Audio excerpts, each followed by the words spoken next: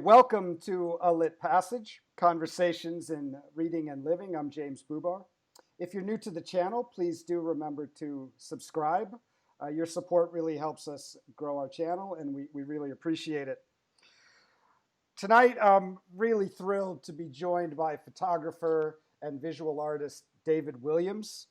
Originally from Edinburgh, David's photography has been published widely and internationally, with exhibitions in the UK, the United States, Europe, and Japan. He is the recipient of the BBC Television 150 Years of Photography Award, and in 2018, David was nominated for the prestigious Kyoto Prize in Arts and Philosophy. David taught for nearly 20 years at the Edinburgh College of Art as the head of photography, and he continued as a lecturer when the Edinburgh College of Art moved to its new home as part of the University of Edinburgh. David, I have to warn you that I really, really miss Blackwell's by the University of Edinburgh. So I wanted to throw that out there now in case I get too off track. I love that. I love that place. Oh, great. It's an amazing bookstore. I think one of the oldest in the UK, but beautiful store. Yeah. Anyways, David, I'm really glad you could take some time out of your pandemic.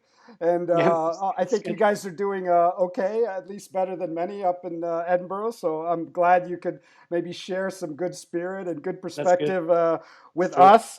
And I'm really happy that you can join us to talk about your work, your passion for photography, your lengthy experience, and the creative life in general. So thank you very much for coming on. Sure. Thank you.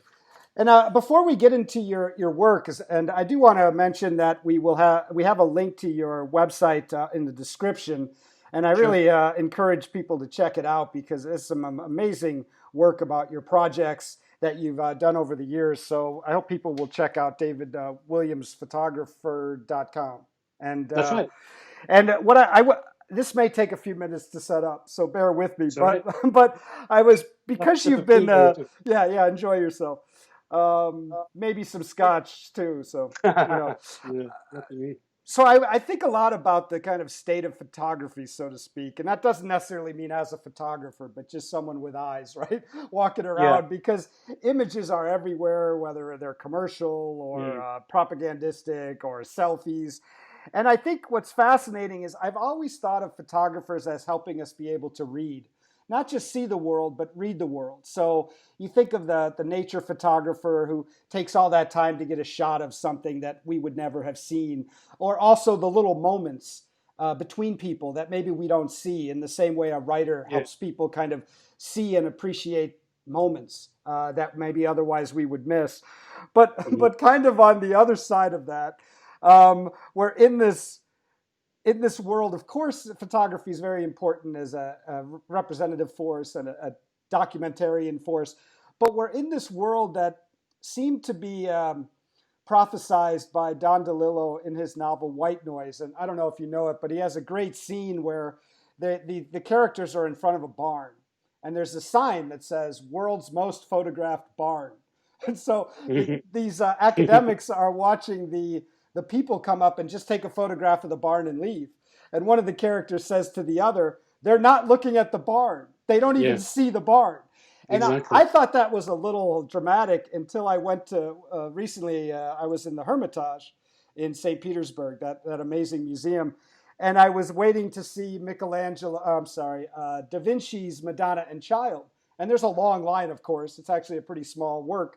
And when I got up there, people were not even looking at the painting. They were taking a selfie or taking a photograph of it, and they would look at it later and they would leave.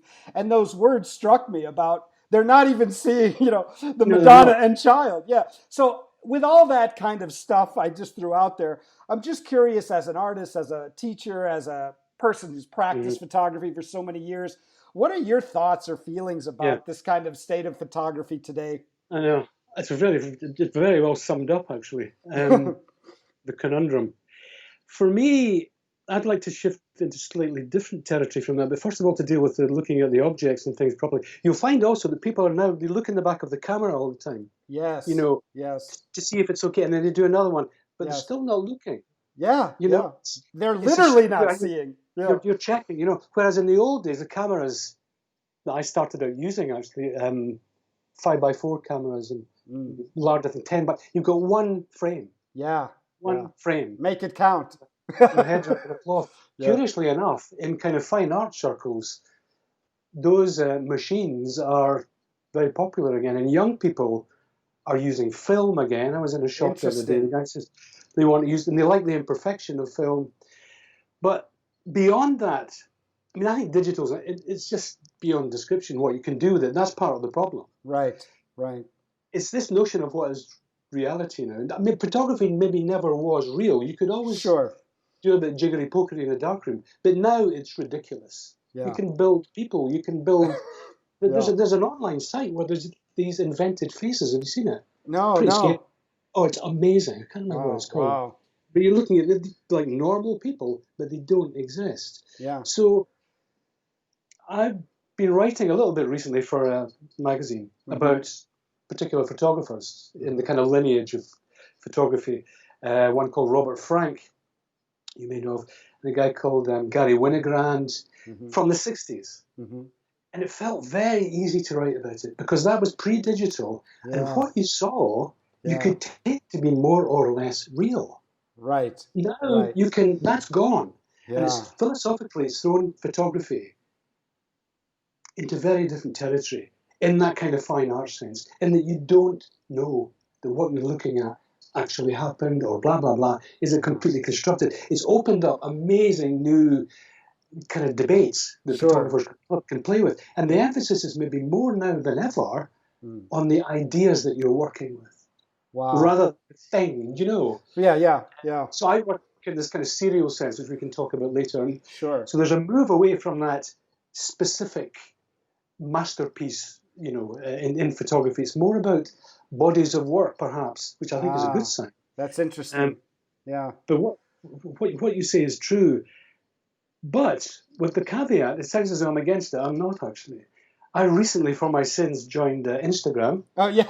It's just yeah, I love Instagram. Yeah, I love Instagram. It's an assault, you know. Yeah. But what a platform for that thing you're talking about, this business of the moment. Yeah. It's incredible, the stuff that's And there's some great photographers on Instagram from places that you would probably never see. I follow one from this guy from Siberia.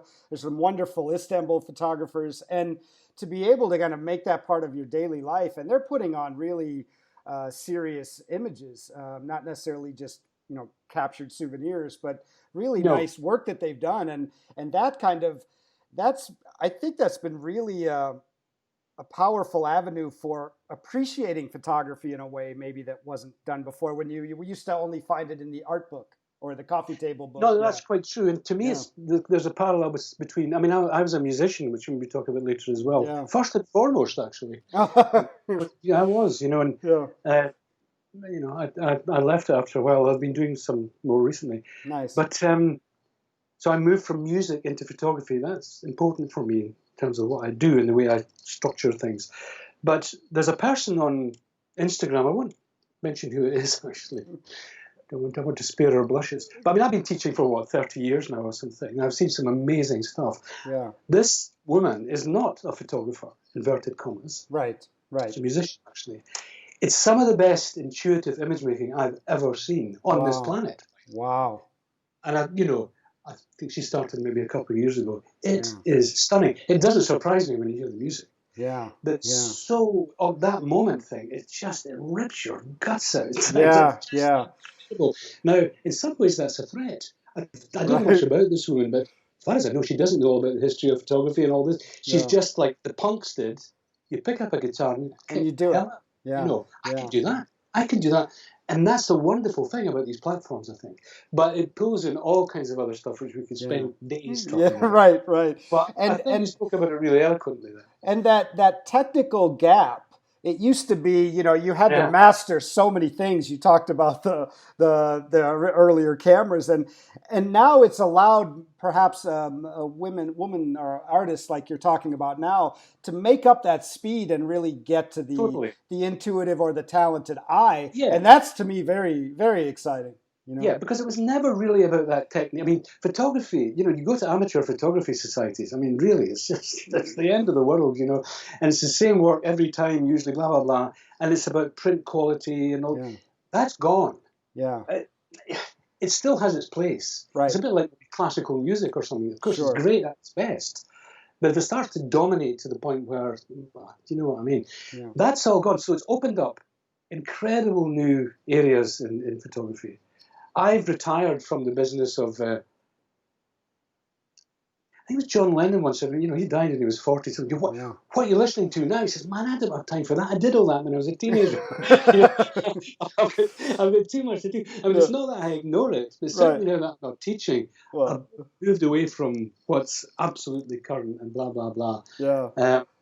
I catch up with it now and again, but I just don't feel the need to do that. And I feel quite comfortable with that. Yeah. Well, and I think things are so there's so many different swirls of winds. We're all almost always out of it too, you know, because there's always things little caves or little cul-de-sacs of work that we never see, and then it appears in front of us, and then there's a new change. And like you mentioned, the fake faces. It's like we're all in a way behind, all the time. Absolutely, but I'm, you know, and something we might come on to later, in that respect as well, I'm a kind of ever thus man. Yes. You know, so you've got all this incredible pace of change, but there's something that never shifts. And in a way, that's what some of my work's about. Yeah. So despite all that, you know, it's, and, you know, ever thus is, well, you know, a lot of great expressions is it biblical? I don't know. Yeah, that's a beautiful way of saying it, not to dive right into the end or dive right into the meat. But if you're looking back on your work over 4 decades, I would say, right? What is the ever thus that has remained? We talked a lot about change and chaos and technology and new eyes coming into the field. What is that ever thus for you that you're either trying to capture or share? Yeah, okay, good question. I gave a lecture not so long ago. I thought it was going to be my last, actually. I'm glad it's not. Not because I was going to die. I just thought, this is it, you know. Yeah. And it was a lecture to students mainly. It was open to the public, but I thought, I'm just going to go for it here, actually. Right. And just for once reveal all, in a way that artists often don't do. Right. And it's often kind of looked down upon. If you talk about meaning in your work, you confront a contemporary artist with what's your work about, most of them they'll just stare straight through you. Don't pin me. Meaning is a dirty word. Don't pin me down. I'm definitely into meanings. Sure. I mean, one meanings, but meanings. Yeah. But I bookended that talk, and it's on the website. It's called Trying to Get Home, and I bookended it. Well, it's peppered with quotes anyway. I'm a terrible man for quoting all the time, often from pop music actually, or music.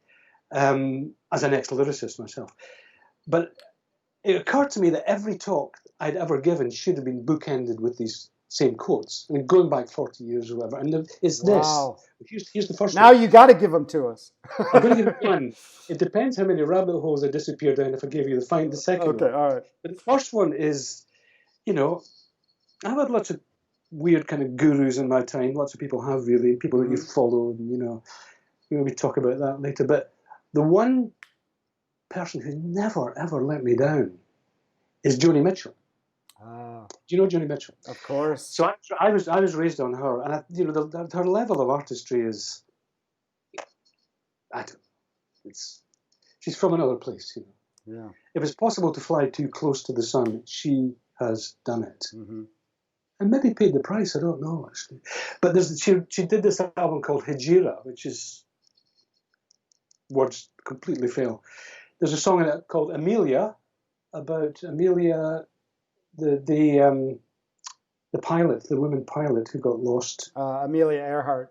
Yeah. Earhart. Yeah. Anyway, blah blah blah. Amazing song. Anyway, this is the line. This is the verse. People will tell you where they've gone. They'll tell you where to go. But till you get there yourself, you never really know. Most importantly, where some have found their paradise, others just come to harm.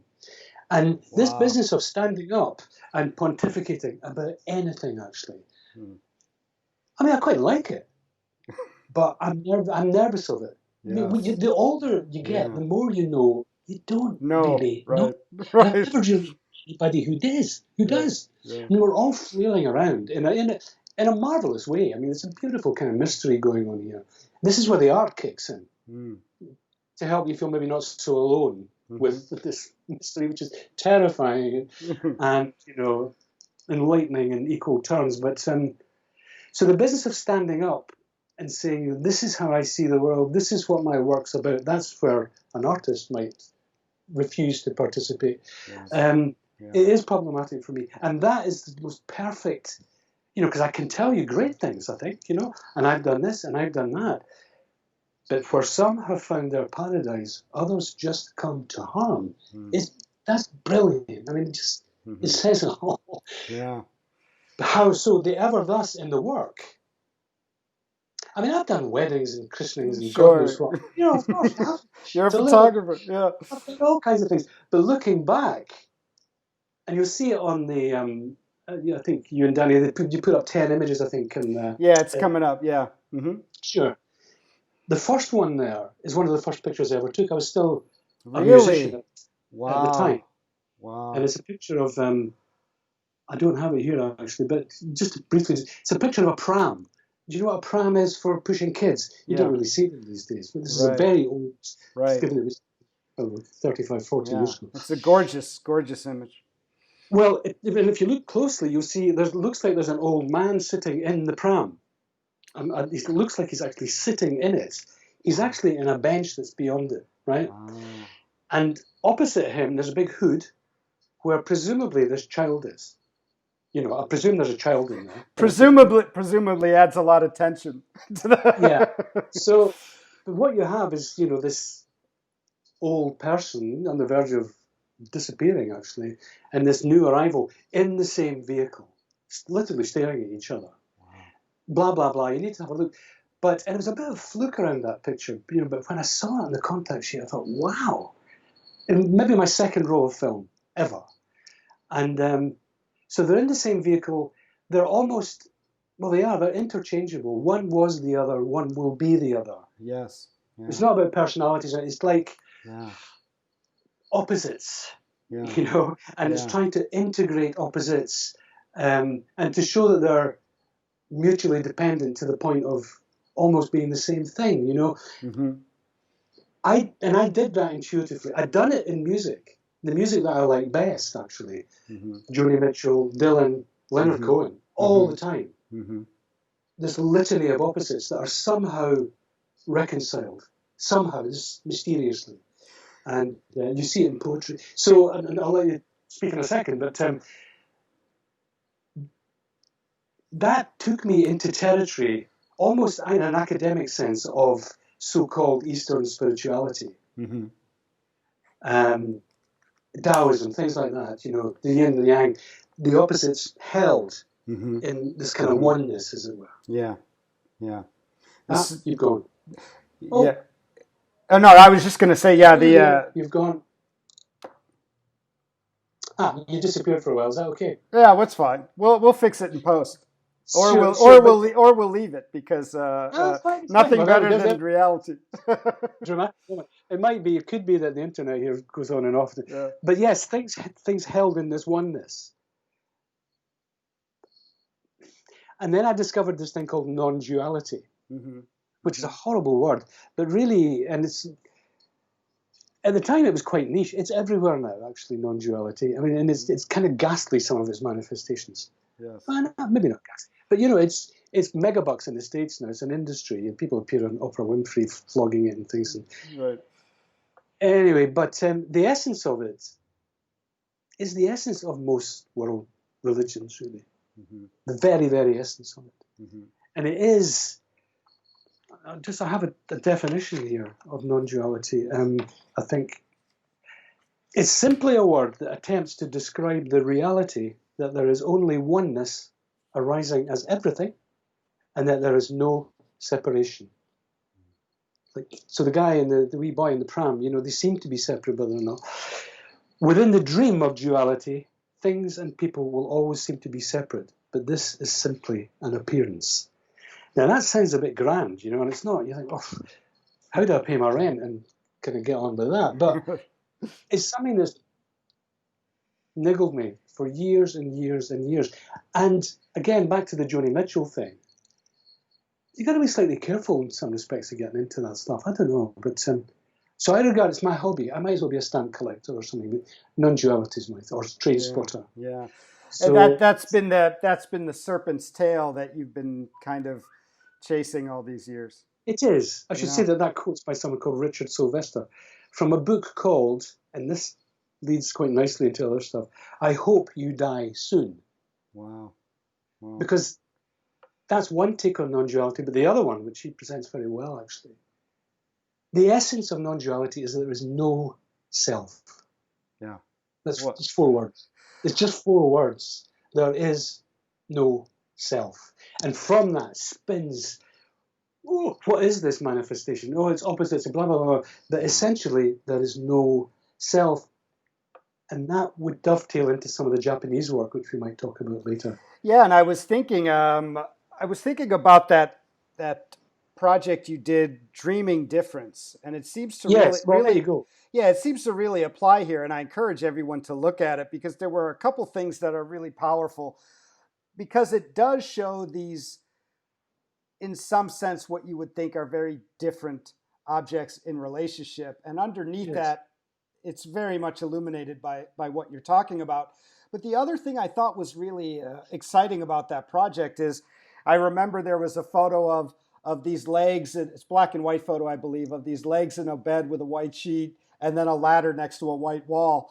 And just seeing those two, it's not so much, it doesn't just highlight the difference, but it also brings you in to participate in how they're the same, which in some sense is bringing you to see how everything's interconnected, even what you think are the most apparent. And I thought that was a really amazing project. There was the TVs on the one side, and then the crucifix souvenirs on the other. Yes. As you're talking about that, that added to my understanding of that project more in what you just said. There is a problem though, in that when you watch it on websites and things, you're looking at things quite small. Yeah. In fact, one of the legs is colorized, but the one of the ladder is very kind of monochromatic. Okay. So that's my son's legs. And there's a very slight scar on the base of his foot. And the sheet that he's lying on, which you probably wouldn't see properly on screen, is it's a kiddies thing of planets and stars. His legs are lying on. Yeah. So the ladder means even more after, you know what I mean? Yeah. But it's you're right. It's like, they're like koan, I think, would be the expression. Yes. Well said. I'll just see. You know, one thing about me, so much of my work of recent years has never been shown. Oh, interesting. For, I don't know why, actually.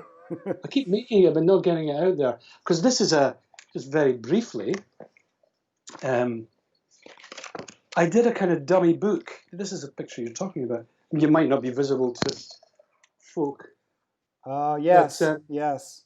So maybe if you hold it up a little higher, like in front of your face. Yes, exactly. Okay. Wow. So I couldn't make out the details of the blanket when I was looking on the anyway, wow, incredible. There's an entire book of these, and they've never been shown. They probably never will be, actually. But there was an outsider artist, I can't remember his name, who said, what can I do? And this is to do with art practice, I think. It grows out of me like my fingernails. So there's this sense that, it sounds awful romantic, but and I'd rather be without it. But there's a sense that you have to do it. For a reason, I don't know, there's lots of debate around, you know, art's supposed to change the world, etc. Well, in some ways, yes, and in other ways, there are very, very small ways of doing that, actually. And if one person sees that, it's like a homeopathic thing almost for me. And just as a little, rather than I'm going to save the entire planet through my work, which is, lots of people take that time. Who's the painter? I've forgotten his name, very famous painter. Kandinsky, Paul Klee. I paint in order not to cry. Wow. That's my take. I think it's most artists as well, if they're honest. Yeah. But it just sounds a bit grander if you say you're going to save the planet. Yeah. Well, what's beautiful about what you say is so much of the language of photography is capture, freeze, take, and it seems like through your work you're trying to give this opportunity of not understanding in an intellectual sense, but experiential understanding as it relates to the non-duality. So as you're contemplating or being a part of the dialogue between the ladder and the legs, you're feeling and you're experiencing this. I mean, maybe it's not so black and white, but it seems like you're trying to aim for an experience of reduced ego and oneness that is an offering to people. Yeah, that's fair enough. I mean, if it could achieve that, that would be amazing. Or that it opens up, like a Cohen would open up Yeah. another kind of space, you know, where something happens which is kind of unspeakable, actually. You'll only get so far in trying to explain it. And then just kind of silence thing maybe kicks in. Having said that, the work is not about non-duality. Exactly. There's a couple of pieces are probably, actually. But for the most part, they're driven by that. I must have read 300 books on. I'm ashamed to say it. And you know the wonderful thing? Never be ashamed of reading books. No, just on non-duality. Oh. And the brilliant thing is, you know, the very first one will tell you you're wasting your time here. Right. Reading it. This is where the obsessive hobby comes. I go get them all, you know. So it's not about. Some of it is. There's a piece of work I really, really love, and it's not been shown. There've been two pieces shown. Sometimes people just don't get it, you know. Of course. And of course. I try to use a kind of smoke and mirrors thing because I think sometimes I can take inverted commas beautiful images, which of course turn a lot of people off. It's seen as a veil to something. But I like that is there as a fallback if people don't get what's going on. Yeah. But I did a series of photographs. Again, there's one of them in the kind of the prologue thing. In fact, I may have one here. If you've got, just give me one second. No problem. And I love these. I have to say, I really, really like them. But difficult to find anywhere to show them. They're photographs of figurines, you know, little plastic figures. Yeah, I was going to mention that. It had a great title of the series, which is the illusion of agency. Yes, illusion of agency. That's taken from a guy, this guy here. Can you see that? Oh, I am that. Yeah. So that's look at the bookmark. It's insane. It's completely I think your next photo series should be on that book. You know, somehow. What can I say? I mean, he was. What was it? His most famous quote, but he was almost illiterate, no education, but it's like reading Shakespeare. That stuff in translation, of course. Wisdom says, "I am nothing." Love says, "I am everything." Between the two, my life flows. I mean, come on, give me a break. It's the opposites thing, you know. Yeah. There are opposites. Yeah. There are opposites, but no opposition. He says. Yeah. He's constantly playing that thing, you know, constantly, and it beats your head into you. What does that mean? You just know it's wonderful, you know. Anyway, and it's the movement that's always. In ideas like that comes forth, even in the Cohen, as you talked about, it's nothing at rest where you can say that is X. Totally, everything is moving into something else, but that also is stable. Well, this is beautiful. Where non-duality is. The term comes from it's a sort of more kind of formal religious thing called Advaita. Advaita, it's Indian, which means not two. Not two. It doesn't mean one, because that's something. right. That's what I'm getting. Yeah, it's not two, but we don't know if it's one. Yeah, exactly. Because one is you've nailed it. You've tried to nail it. No, they won't have that. It's not two. Right. I mean, that's really quite fantastic, really. So that the Nisargadatta, the guy, the I am that, he's in that tradition, but he's quite iconoclastic. I mean, his life is he was a chain-smoking, really angry guy, you know. Interesting. He shouted at people and, Really? oh, yeah. I mean, but man, did he have it. And it's, I'm so drawn to him. There's more stuff happened post him, which is a bit more out there. And, but I'm drawn to the language. I love, again, as an ex-lyricist and a musician, if nothing else, I'm drawn to the language of this. That, in a way, that's my hobby. You're reading something like I've just read to you about, love says, wisdom says I am nothing. What an incredible use of language. It's beautiful. It's a song. It's a song to live by. Yeah. Anyway. Well, I'm curious since you mentioned the music. Sorry. No problem. I'm curious since you mentioned the music, because you were a composer, a published songwriter, a lyricist, as you were also beginning, or I guess starting out as a photographer. We're talking about this flow between the shores, as you could say. Yeah. So what flew in from your practice or appreciation of music into your art of photography, or were they both kind of in pursuit of this? They were both more with this, or was there something that you could only do through photography, or something that developed in photography that maybe you were led there by music? No, it's a good question. The answer is, I'll make it quick if I can, but as a writer, because I had a partnership writing with them, and we worked for Ringo Starr's publishing company and various things, and I was okay. I mean, I wasn't bad, but at one point I started to think I maybe was quite bad. But what I didn't realize was that the guy I was working with, who's now dead, was a genius. Now, I can say this with certainty now because I'm now nearly 70 years old. I didn't know at the time. I just thought, what is wrong with me? You just thought he was a pain to work with. Oh, wow. We won't go there. But, I mean, I love them. I really love them. I mean, Tina Turner covered one of our singles as a band. But it was mainly this guy, Neil. I've just done a series in this attic where I'm speaking to you from of music, mostly by him. Did it during lockdown.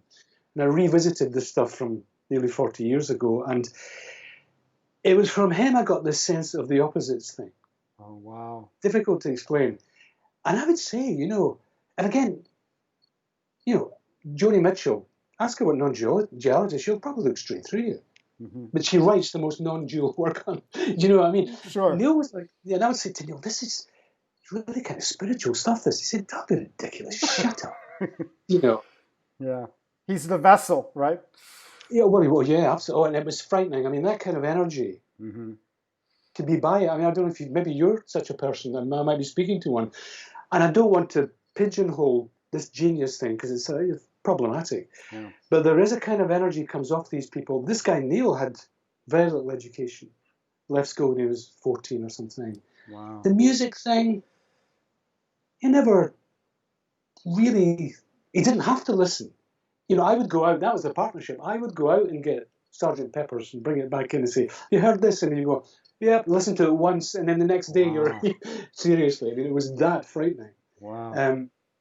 So I got a flavour of that intangible thing from him. And so maybe when I took that picture of the pram I was telling you about, sure, when I was still a musician, and somebody else, I'm thinking, wait a minute, I can do this via photography. Maybe not as well, but and I felt at home with that in a way that music was a struggle. I still love music. I wish I'd done it all my life. It just was not to be, Yeah. But that is where it came from. And then, I mean, I listened to music endlessly, and not just pop. I say pop music, but you know what I mean? Good pop music and classical music. But in terms of more contemporary sense, the business of seriality in photography, I'll maybe talk about that, the project I did in Japan, these couples by a river. You read my mind. I was just going to ask you about that, about flow. Yeah, please. Before we go on to that, just the illusion of agency, which is Nisargadatta. And it comes back to this business of there is no self. So you say, oh, well, there's no self. I've just raised my hand. Well, you have, but it's an illusion. Right. that you did it. It's an The illusion hand that was raised. it's an illusion that there's a one you that's raising its one hand. Yes, And yeah, exactly. So, right. and it's not rocket science, but Yeah. having said that, a lot of contemporary science would back that up. And it's all very well saying, well, the butterfly flaps its wings in, America, and there's Yeah. thunderstorm in Australia. Why did the butterfly flap its bloody wings in the first place? You're into infinite regress. So it's just, as James Taylor would say, everything is everything. What a line. James Taylor. Yeah. Amazing. So these, can you see? If you hold it up right there. Good. Wow. So these are smaller than your fingernail. Yeah. Well, oh, I see. You would put them in architectural models to give a sense of scale. Mm-hmm. And you would rip them off these, the plastic molds. Uh-huh. You rip them off these things normally and position them in the building, the little whatever architectural model. I've left them on, and it's as though these people are growing out of this, unwittingly. Yeah. They're not aware of it. Yeah. They're carrying on with their lives. Yeah. But they're being lived. Yeah. Do you know what I mean? Yeah, that's one of my favorite images you're holding up right now from that series. That's on your website. There's a couple that it looks even more powerful when you have a couple that are a couple of images where it's just a soul, a lone figure. Yeah. Yeah, but the notion is that someone's dropped off here. Yeah. Yeah. Exactly. And something else will grow. Yeah. But I have to say, a lot of people, you don't see this thing much in photography, really, and certainly not in Britain. It tends to be the preserve of more kind of pure fine art practice, or I don't know. But so my work sits in between photography and pure fine art, and I think, if I were to be bothered about it, but I'm not, it's kind of suffered from that a wee bit in terms of getting it out there, because most photography galleries, they wouldn't really know what to do with this. It lacks that kind of socio-political content, and yet in its own way. Yeah. It's and so much of the kind of commercial aspects are being able to define against something else and say this is like that, or this is branded a certain genre, for example. Well, yeah. And the other thing that I'm not complaining, but far too late for that. Maybe something I brought from music into photography is this business of making an album. But in different styles. Yeah. So there's that. There's other stuff we're going to look at. It doesn't really bother me, but people look and go, "Oh, but is this by the same guy?" And unless you're really tapping into this non-duality stuff, you're not going to know. So in terms of selling the work, you've got a problem. Yeah. People like to know what they're getting almost in advance. Yeah. That's a great way to think about your work as an album. That's a great way to think about that. Your project, I mean. Yeah. And then move on to another album. Yeah. Yes, exactly. And of course, there's all kinds of shit in between as well, little kind of sketches. But to me, it was a writer who really does get my work, who said that to me. And I thought, as great writers can do, God, you've really got that. He said, I look at it as your new album. And that can shift. And sometimes I think when musicians find their voice, the thing that you're really desperate to find, the fun can kind of go as well. It can get a bit predictable. Mm-hmm. One of my favorite albums of all time is Fear of Music. What a title! By Talking Heads, David Byrne. Mm-hmm. And there's about 10 different styles of writing on that, and it's just magnificent. Yeah. And then they moved into Talking Heads. Amazing. Yeah. Absolutely amazing. Yeah. But there's something really special about that album. There's bits of country, there's bits of rock, there's bits of... Yeah. And I loved that, like the Beatles. They would take turns to do different styles. And anyway, that's maybe something I brought from music into. But the other thing is the serial thing. Interesting.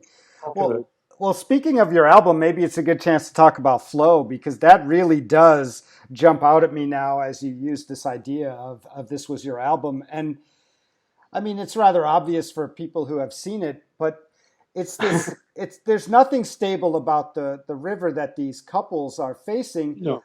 But it's endlessly fascinating because you photograph them from the back. And what was very interesting is what then jumps out.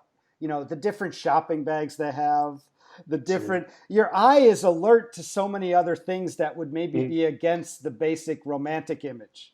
You see the couple in front of like the that's right. sun or in front of their house, or and we have so many kind of genre driven, even generic images, but you captured such connection, but it goes beyond the two. So the eye sees things that you wouldn't see in a more, I guess, genre-driven romantic couple sitting in That's front of right. the bay, and Uh-huh. it's just you can say whatever you want about No, it, no, but no. that's what I really was noticing, the differences in the connection as the lake or the river just kept flowing. Yeah, Correct. yeah, And no, you're right. And there's a sense, see, that the non-dual thing certainly kicks in there. sure. And in fact, in Japan, with Danny, your colleague, Hmm. we did a a kind of dissolving stills of, I think there's 80 or something of these things, and they dissolve. And of course, it's called a typology in photography, Hmm. and it's based on a way of scientific recording, actually, like butterflies or something. So Right, same distance from the subject all the time, right. same light, same depth of field. You're Wow, moving from one to the next, and it's something that changes but never changes. changes. Yeah, wow. And the way you've described these comparisons is absolutely spot on. That's exactly what you're invited to do. So when these things morphed into each other, males became females, Mm, younger people became older people, and of course you've got the river, this yes, constant flowing just thing all the flowing. way through it. Yeah. So that would be this seriality thing. I keep using that word; it's a strange word, but here's a quote about seriality. Photographs, especially groups of similar photographs, tend to demonstrate that time and space are not laws of physics, but human metaphors invented to keep everything from happening all at once in the same place. It's quite neat. It's by a That's guy great. called Rod Slemons. That's great. Great. And in fact, the title of the essay is Zeroing In Typologies. Zeroing, he's singing from the same hymn sheet using language like that. And it sounds really esoteric and philosophical. Maybe it is. But again, at the end of the day, my fallback position is to produce images that are, just nice to look at, if nothing else. Yeah. And Yeah. there's 80 something of these, Yeah. etc., etc. Yeah, and I mean, when you talked about the same distance, same light, same, Oh and yeah, I kept thinking of Hermann Hesse's novel Siddhartha, yeah, and yeah, there's that part where he's gone through multiple lives and multiple failures, and he finally sits, he finally quote unquote, he finally sits and listens to the river, and I couldn't help but be put in that frame of mind. But it's even more profound because it's a river, as you said, of couples coming and going, of morphing into others, yeah. of a bag that was a shopping bag becoming a Uh-huh. picnic basket, and it was just this river of of human connection just going past us, and it was so powerful to contemplate. And I was brought back to this, and that's a pivotal point of the novel when he starts to really understand his experience of life as he's going on to become Yeah. the Buddha. When he finally is listening to the river, and it was an amazing homage to the as I was seeing it. No, well, that's again, it's very beautifully put by yourself. It raises a wider issue, which, yeah, I'll mention it. These days, in contemporary art, and again, that work's never been shown. It probably never will be shown.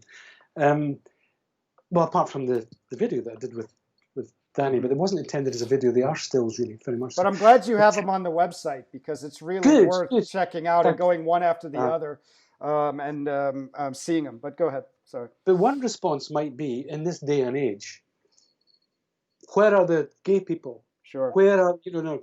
But, and I can take that on board to a certain extent. The fact is, in Kyoto, or along that river, and in Japan, the business of gayness is not flaunted, flaunted is maybe not quite the right word, but in the same way publicly. Right. Certainly in an environment like that. And historically, it's heterosexual couples. Right. That sit there. Right. The length of that river for many, many years, actually, maybe hundreds of years. That's where you go with your partner. Oh. Okay. But sometimes there's a knee-jerk response to, and do you know what I mean? There's Sure. immediately something happens. Where are Sure.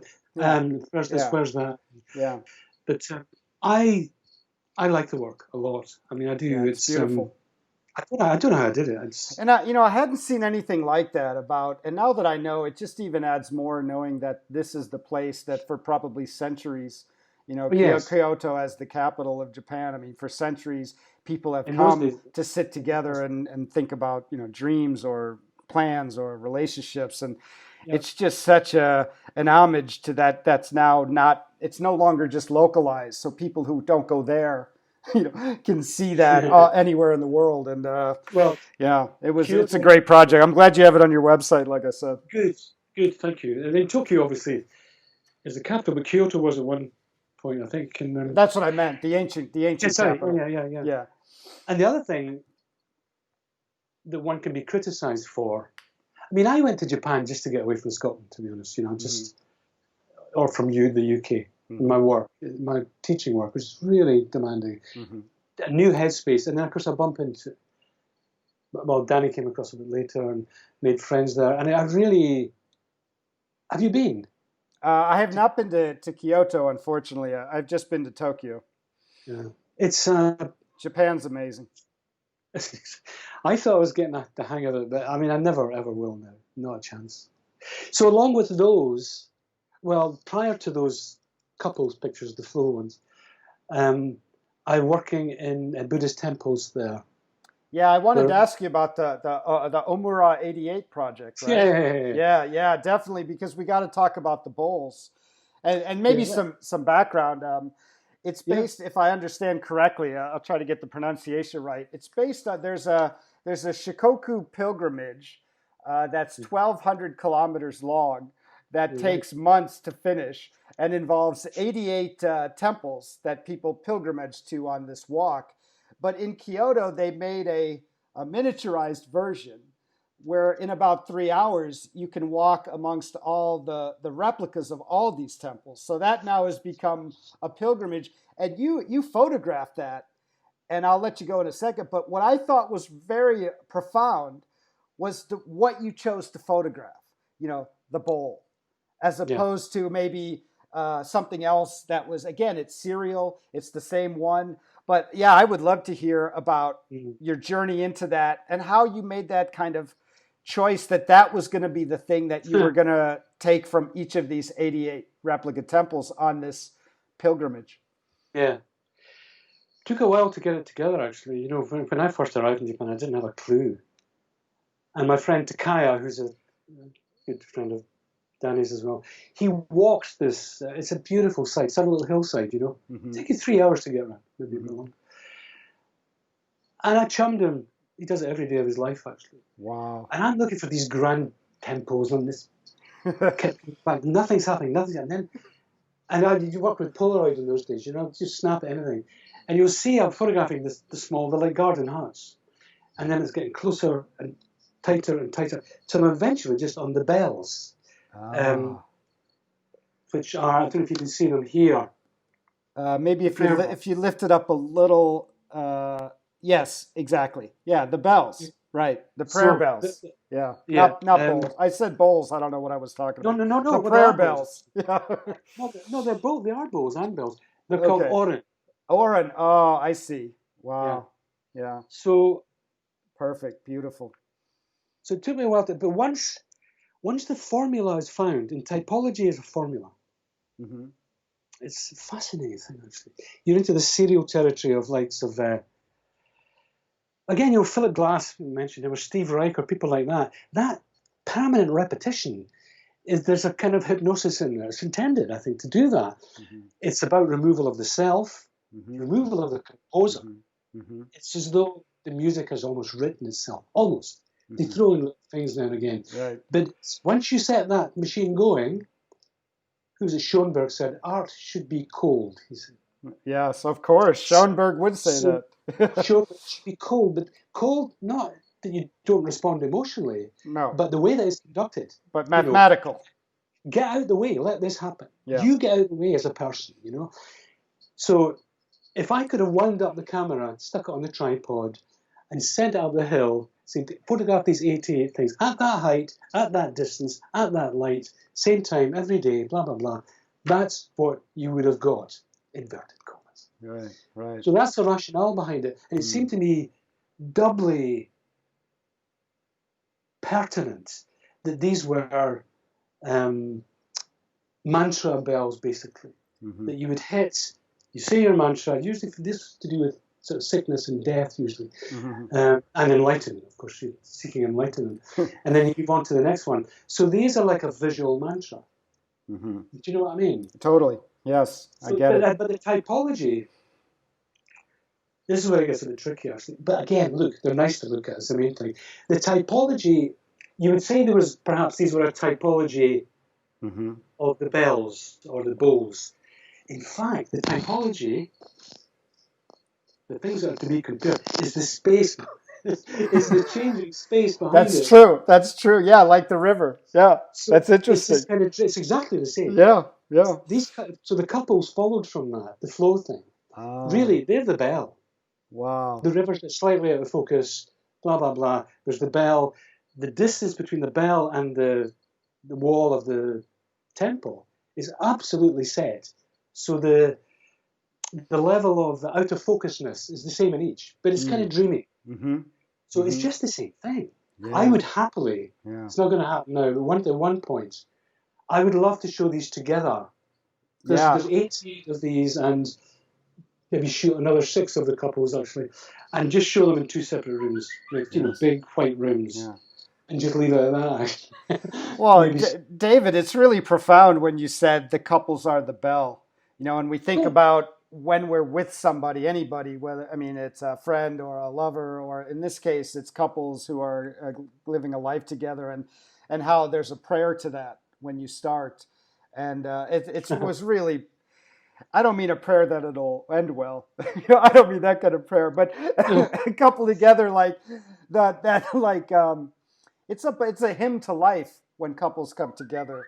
Sure. And that is very profound to me, what you just said about, because now I'm re-seeing those images in a much more powerful way. Good. About seeing them as the bell. Yeah. Wow. Yeah. Well, and that was my intention when it's an awful lot. I look at this stuff and no wonder I feel tired sometimes. Particularly now, I think I'm of an age now when I couldn't take that on. I'm working kind of locally now along my promenade. I live by the sea here. Yeah, I thought we could talk about that because it sounds like an incredible project. But maybe before we do, if you could share a little bit about, you live in a very interestingly named part of Scotland, Portobello. And some people may wonder, what is a Portobello doing, near Edinburgh by the sea? So maybe you could give us a little context and then move into the promenade project. I think you probably know more about it from what we've already spoken briefly about it than I do. All I know is that there was some, Italophile or whatever you would say, this businessman a long time ago took that name from Italy somewhere. Is that? I'm asking you now. Yeah. And he called this territory after it. Yeah. And it's a famous art festival town. They do a lot of great art festivals and theater. Yeah. And it's in Tuscany, near Tuscany, or in Tuscany. Right. We see that I didn't know. Yeah. So I think there the similarity ends. Apart from the fact that in Scotland there are lots of Italian people, and this chap may have been Italian. He may have come here. Many people came here, and more recently after the war, actually, and they set up ice cream shops and cafes, and to this day they're around. The Portobello itself is a lovely. It was a very working class area, like happens in most cities, and then us artists and liberal elites move in. Yeah. And usually the artists first, then the liberal elites, and then the people who want a villa. They come in at the end. When the artists have made it cool, the liberals have kind of made it safe, and the liberal elites have made it safe, and then they want to make it theirs. That's kind of the cycle, right? But it's great to be here, and like any artist, what one tends to do is work with what's available to you. So when I'm in Japan, I'm working with Japanese things, or There are various other things I've done. But it is the world around you and kind of reporting back on a daily basis. Mm-hmm. And I have arthritis now, so I have to walk every day, and I always carry a camera, and I've been just kind of snapping, really. And it's built up and built up. You know, I'm looking at there's about 200 of them on the wall there, you can't see, just pinned up on a board. Mm-hmm. And they look, I mean, they're nice photographs. It's not that difficult to take nice photographs down here. But like anything else, it's the way you combine them, perhaps. Mm-hmm. And that's what I'm trying to do. And so it's called The Promenader, Mm-hmm. which is me, I suppose. And it was going to be a magazine that I would produce on a regular basis called The Promenader, this kind of thing. Mm-hmm. Hasn't quite happened yet. Of course, lockdown finished everything off, really. But what is happening, I think, in 3 weeks, is that we're projecting these things. And it's, you talked about the dreaming difference thing earlier, where there's a diptych format, dual format, and you're making resonances. So these are going to be projected onto a huge building, a massive, massive building on the seafront at night. Wow. And these connections will be made, but dissolving in and out of each other. And fingers crossed. I mean, I'm going to be a bit terrified today. There's no rehearsal, you know. Yeah, right. But we'll see how it works. But meanwhile, I had a really bad little book made of this, just as a template, not as a final thing. But so here's an example, couple of examples. There's a Darth Vader character. Oh yeah. Actually, you may want to, if you could move it a little to your left, so we can see one at a time. Oh yeah, there's the Darth Vader on the promenade. Yeah. And there's a little plastic snake at night on the sand. Oh, that's a beautiful image. Yeah. And it moves from that into, well, here's a hat with a dude on it, but it's the same color as the snake. And looks like a crucifix. Yeah. At night. And so it just kind of goes through this, and it gets quite powerful at points, actually. I don't know what it's going to be like, but that's my... but in the book, and on the wall where they projected, there will be very just faint ripples of water. And it's the oneness thing again. These things will come out of the water and then just dissolve back in. Yeah. And the water's just the ever-thus thing again, you know? Yeah. And that's important. It's not just the taking of the pictures, which is, I find quite easy, to be honest. Or quite really enjoyable. Finishing it off's a nightmare sometimes. To get it ready for dissemination, it can be very, very difficult. So you have the trailer on your website to this project. Is that the first few minutes that's then going to be on the building, or is it something completely different? That's the kind of idea. No, you've looked. Thank you for looking. Of course, it's beautiful. What you saw was a promenade, right? Oh, okay. This is a newer project. This is the Promenader. Oh, okay. The Promenader is the same deal. It's a picture of a wave breaking, actually. So a film of a wave breaking, or maybe a couple of waves breaking. And down there, it's a really sweet thing, not happening this year, of course. There's a thing called the busk. You know what busking is with music? I don't know what you call it in the States, but someone in the street playing an instrument. Okay. Yeah. They must have that, and it's for money usually, you know. Yeah, I mean, I don't know if there's a particular term other than street musician, but street music. Well, the length of the promenade, which is a mile long. Wow. Then there's a wall. There's maybe 100 performers, kids playing little instruments, opera singers, punk bands. You know, and I for years I walked along thinking, this is just amazing. What can I do here? And I tried to do stuff. It didn't work because I didn't have the technology. But I did find a local friend, he's a brilliant guy, and he used these things called binaural microphones. You just put them, they're like these, actually, but they're mics. Yeah. Put them in your ears. And if you walk slowly, at the beginning of that mile, slowly, you have a self-editing sound piece because you're moving from a kiddie playing a violin Right. to somebody playing a guitar, Right. and that's it. Wow. Talk about flow. Wow. Well, it's exactly that. It's exactly that. Yeah. And then that interweaves with the wave crashing, and then there's still pictures in silence of all the activity and all the actual blah, blah, blah. That's what you've seen. So that was so that projected that in the local church, actually. Yeah, well, that was that's it. You know, that seemed really like a homage to your relationship, actually, between images and music, and this now that I'm talking to you more of this serial interconnectedness, and now I understand that a little more. So the promenada is something that. How many years did you take photographs for it, and now you're mixing it to be put on the wall? Must be 6 years or something. It just goes on. It's every day. If the weather's right tonight. I've not been doing it so much because of the virus thing. You can get quite busy down there, actually. Sure. Because nobody's leaving Britain now for holidays. It's all here. Right. So it get a wee bit intense. But most days I'm down there because it's just part of my life. The light has to be right. You should say that for me. Usually, the light is to do with a particular kind of light. Sometimes it's in the middle of the night. But during the day, there's a particular kind of light that I go for, which I'll show. Here's an extreme version of it. We're moving off, not slightly, but not too much. This was taken from the promenade 25 years ago. Okay. Oh, yeah. A little, raise it up a little because we're just seeing her head. Okay, perfect. Wow. So that's a series of. Oh. So these were. Gorgeous. So in those days, I was exhibiting a lot, actually. So these were very large scale, huge things. You could walk into them. Blah, blah, blah. That's a different kind of project. That's with a big camera and Yeah. And it took 5 years to do that. These, I'm out doing that digital thing that we talked about earlier. Yeah, shooting daily. But having done that and got those moments, how do you turn it into that?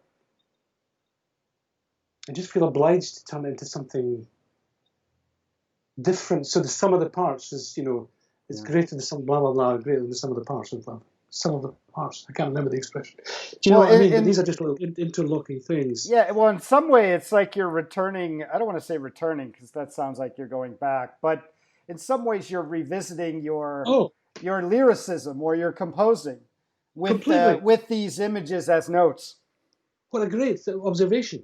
The business of going back, you're absolutely right. I'm going back to the business of, I don't know how long it will last now, actually. I was thinking about that only today, about maybe moving back to more overtly conceptual territory, like the little people, or even flow, or big bodies of work. These are sporadic things that I'm pulling together. But that's how I started in photography. How do you take one good picture? And I have gone back to that, actually. Yeah. And it's very well observed on your part. So, but the next album, if it ever happens, might be something different. But I'll finish this thing, and we'll see how this projection looks. And that might go up on the website as well. It'll be recorded in some way. Well, just so we're clear on when I can light some incense and pray for your pray for an exhibit without any unforeseen poor events like I don't know, a hurricane or something. When will this take place? Is it a couple of weeks from now, or you're still finishing and you don't know? In fact, that interruption that you've talked about has already taken place. They built a huge Ferris wheel next to the wall. Oh, wow! Yeah, it's enormous, and there's a big debate going on locally about it's because the legality of it's a bit dodgy, particularly in these times. Sure. So it opened today. The hope is it's going to come down in a week's time. So it's the 26th of September. Okay, good. I'm going to write that down so I can light some. I don't know. Send some prayer your way. That's it goes smooth. I just thought of it. Almost sounds like a crazy movie where you're the main character developing this project, and then you have this Ferris wheel and it's going around, and then there's a legal battle that the Ferris wheel's not even going around anymore, but now it's a legal battle on whether you can move it, and then you end up hopefully you don't have to make it part of your your creation, because I really want to No, see. no, I really want to see those. So how are you going to film the wall? Are you going to be able to have some like film equipment out there and then maybe release that or share it live, share it online, or I would hope. I maybe mean, too hard? the state of with a good DSLR camera these Right. days, you can do It's great amazing. stuff, and it's at night, and it should record quite well. I hope. I mean, it only lasts. I've got to finish it yet. Actually, I'm finishing Right. it on Wednesday. Because there's somebody helping me with that kind of technology. I can't cope with that. Yeah. Not really. Yeah. There's a guy. I just don't have. I'm too old for that. Because you need big, powerful projectors, and you really need to know what you're doing. There's a guy I'm working with who knows about that, but it's got to be finished, on Wednesday. Is there for especially for people who may be in the Edinburgh area right now, but is there how would they learn about if that's the September 26th is going to happen, or is there? Yeah, that's right. It's on Art Walk Porty. Art Walk Porty. We'll make sure we include that in the description below as well, along with your website. It's good. Art Walk Porty, and thank you. And there's another. See, normally it's a really sweet thing. People open their houses as galleries here. Interesting. There's hundreds of galleries. That can't be done now because of the virus. So they're doing, I think, 8 outside kind of film things, of which this would be one. Wow. That's all they do. So it's nice to, people have been starved of so many things recently on that culture. Yeah, and what's so great about that is you can get outside. It's like all this talk about the image and photography. I've been watching more than I ever have, but I think we're getting full. We're getting full of screens, and so to be able to be outside, walking along the seaside and experiencing that's a great event. Edinburgh is amazing. I'm so glad that your town's putting this on. Well, I mean, it's even more local than that. That's what I mean. Portobello's, just town. You're right. Yeah. Sorry. Yeah. It's very community based, and I think I had a couple of massive blows professionally in the last few years. I mean, really, almost finished me off in some ways. I mean, really huge disappointments. The kind of thing that we all strive for. What was all that about? And when these things fall through, it's tough. It's tough, but it can be a blessing as well, actually. Yeah, you get knocked in a different direction.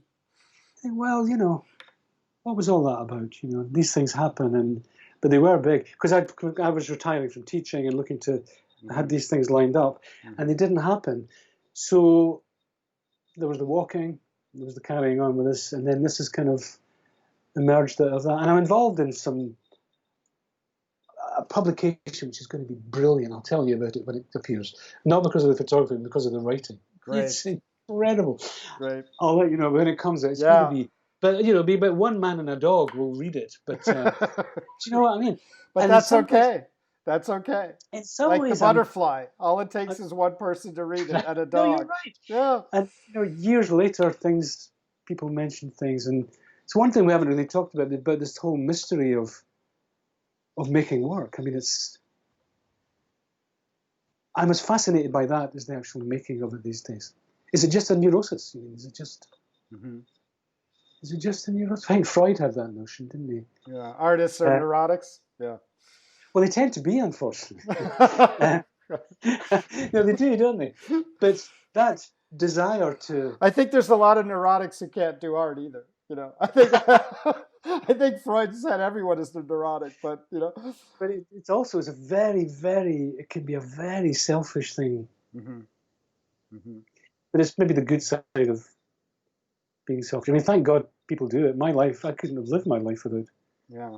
Well, it's really quite an accomplishment. I think nowadays, so often, especially with younger people, I mean, there's a lot of economic stress everywhere, but it's so hard to think.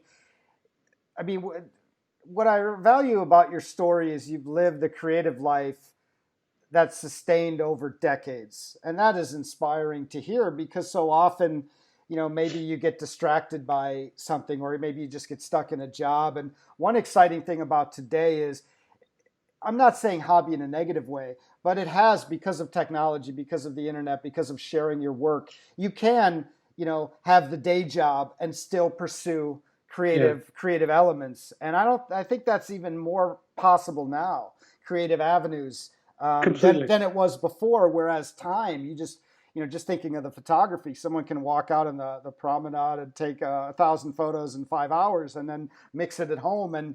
And so that's one. And I think it's harder to have a creative life that's going to sustain you economically. But in some sense, it's easier to have creativity in your life while you're having to do something else. And that's different than it was from like the 60s or 70s, I think. Yeah, that's true. It was kind of an all or nothing thing back then, And that's maybe where the ever thus thing falls down in that respect, in that relative sense. You're right. And again, I think it's really well put, that, actually. I couldn't agree more with it, actually. So it's a kind of double-edged sword, something. But on balance, when I look at my son and the things he's connecting with at his age, it's amazing. It's utterly amazing. Yeah. And this generation, if the planet survives, and that's the big if, right. It's going to be in good hands, actually, when these kids take over. Yeah. Really, it's way beyond what I was up to at the age of 22, or, Sure. I mean, way beyond. Sure. Yeah. Sussed and compassionate, and, we know there's bad things in the world, but these people are so bright and committed, and it's wonderful. And most of it is to do with the very things, this technology is allowing that. Yeah, I think the young generation gets, I think about my students and the things that they're curious about and the things that they're engaged in and the things that they're aware of. And it's not just politics, but even, being able to go and explore a culture you haven't done by reading. I was just talking to a student today, and they were, their favorite artist was Frank Sinatra, and they'd listened to everything, they'd watched everything, and so I think that you're right. It's going to be, if the older generations don't cause too much problems, I think we are in good hands, and creative, and probably the most creative and open and compassionate that we've had in a while, because they live in that interconnectedness in a way that we didn't. It's just, as young people. Absolutely. And my son's a philosopher, I should say. Nice. But, much more than me. The problem is he doesn't take any of the bullshit I give him anymore. But he's very conversant with this kind of stuff, and in a way that I just feel very comfortable speaking to him about it, whereas other people not, actually. Yeah. I think you're a bit crazy sometimes. But he takes it all in. He's a DJ, he does all that really contemporary, totally beyond me. Right. But his heart is in the blues. Yeah. That's what his real passion is. He's got a massive portrait. The only picture in his room, actually, is a picture of Robert Johnson. I don't know if you know Robert Johnson. Robert Johnson, king of the Delta blues. Well, yeah. Samuel was into him at the age of 8. Right. See, that's what I'm getting at. And then once he found him, he could listen to everything immediately and watch movies and everything. Yeah. Totally. Yeah. It's it's like, it's like I was saying about my ex-collaborator, the music, if you got Sgt. Pepper's or whatever, one of these kind of groundbreaking things, you didn't need to listen to much else. If you really got it, if you really, really got it, which this guy did. Other people, you buy an album after album. Well, actually, no, you don't really have to. You get Robert Johnson, there's a golden key to just about everything, and you can be a great DJ, and, but most roads lead back to Robert Johnson, isn't it? I mean, that's amazing, isn't it? It's beautiful. Yeah. And when you think of one guy's influence on culture, who lived that short and did one album. I mean, not even an album, just a recording session over 2 days, and then died young. It's incredible. It's almost superhuman. Well, it is, and we come back to that genius thing again. Where they do exist, unfortunately. Yeah. And he was. My son and I used to play a game. We still do occasionally, but something that Eric Clapton once described. I thought it was a lovely observation from Clapton. He described Robert Johnson as the greatest vocalist, writer, and instrumentalist in combination that had ever lived. And you think, well, that's an interesting idea. What about I know he wasn't such a good singer. No, he wasn't so good on the guitar. There are very, very few. And Samuel, my son Samuel, we would throw this around. It's hard to come up with many. Yeah.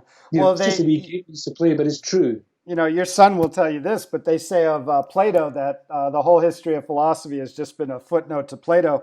And people say the same thing about Robert Johnson. The whole history of Sure, blues and rock and roll has completely been a right. footnote. Wouldn't have been Yeah, possible without Robert Johnson. Yeah. it's true. It's absolutely true. And yet, so then you look to the more the kind of classical side of things, and there are parallels there. You know, I'm going off piste here a bit, but it's nice to do. Are we okay to just speak? Yeah, well, a couple We more were, minutes left. Sure. Yeah, yeah, yeah. definitely. Yeah.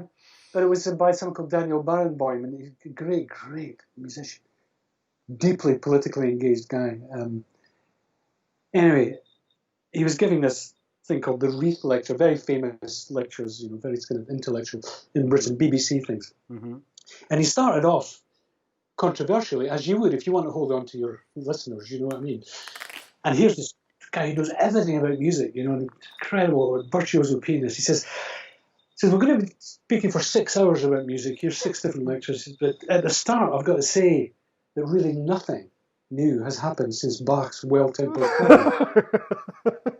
But, you know, we've got to live with it. Yeah, we got to, yeah. Yeah, but we have to move forward nonetheless and tell us and create stories and create, let it flow, so to speak. But it's true that, you know, and of course I went right out and bought it immediately by a guy called Glenn Gould, who's just, to me, is just God on the piano, just unbelievable. Yeah. And it's 100 pieces, actually, that Bach wrote as little rehearsal pieces for his kids. Yeah. Then I go back to, you listen to Philip Glass and Steve Reich, and I, bloody hell, he's right. You know, all that serial stuff, it's all in there. Mm-hmm. All these kind of rock, you know, rock music, bass lines and things. It's all there, you know, and also in classical music. But this notion, there's been nothing new for hundreds of years, but we have to live with that. You just go on. Right. But thankfully, we're not the type of creatures to just sit and listen to Robert Johnson or this piece by Bach. We have to throw ourselves into the mix, and that's good. And I love talking to you about your creativity and your work and your ideas about non-duality, and I really appreciate the time.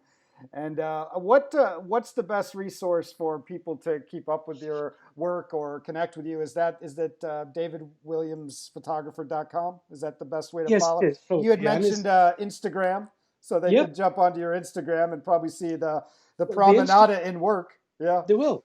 That's exactly what you see there. There's about, only started recently, but they're going to go up for about a year. That's great. A couple of weeks. That's great. So I can send you the. Yeah. We'll definitely get the Instagram contact, and we'll put that in the description. That's great. That would be great. As well. And then next time we'll have you back, and we'll talk about nothing except Leonard Cohen's Hallelujah.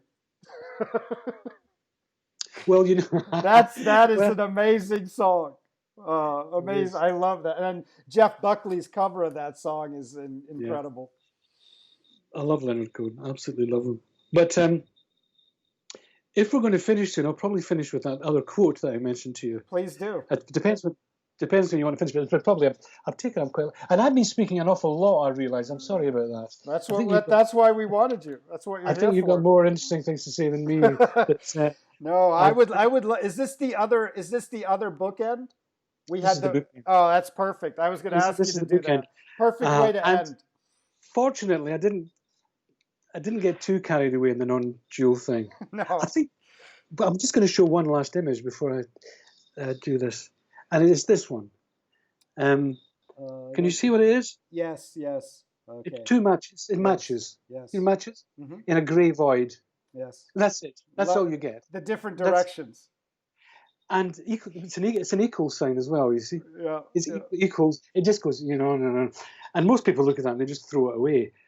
Some not. Two matches just waiting for the spark, my friend. Or exactly. And what happens when you light them, they disappear. It just goes on and on and on. But it's just a grey background with two matches. Yeah. And that's there's another one that got closer actually. In terms of the closest to the non-dual thing, it would be that for me. And there was one I did ages ago, which is on the on your prologue. But so that's quite recent. But again, I'm disappearing right up my own arse there. I mean, people just don't know what to make of it. That's great. But anyway. Well, we're ready So for the other bookend. That's perfect. So I love it. I love it. Right. So it's a couple of paragraphs, if you don't mind. No problem. But it's just looking back on this and just to kind of lighten it up a wee bit, Sure. God's sake, lighten it up. So the ultimate end, and this is from a book called After the Ecstasy, The Laundry, by someone called Jack Cornfield. Of course. He's a writer on Buddhism. And it's the notion of the ecstasy being enlightenment and all this kind of stuff. But after that, the peak experiences. You got to do your laundry, basically. Yeah. It's good. It's great. Yeah. So the ultimate end of the koans might be seen in the following story. A bit of modern Zen humor regarding a disciple who sent his master faithful accounts of his spiritual progress. In the first month, the student wrote, "I feel an expansion of consciousness and experience oneness with the universe." The master glanced at the note and threw it away. The following month, this is what the student had to say. "I finally discovered that the divine is present in all things." The master seemed disappointed. In his third letter, the disciple enthusiastically explained, "The mystery of the one and the many has been revealed to my wondering gaze." The master yawned. The next letter said, "No one is born, no one lives, and no one dies, for the self is not." The master threw up his hands in despair. After that, a month passed by, then 2, then 5, then a whole year. The master thought it was time to remind his disciple of his duty to keep him informed of his spiritual progress. The disciple wrote back, "I'm simply living my life, and as for spiritual practice, who cares?" When the master read that, he cried, "Thank God he's got it at last."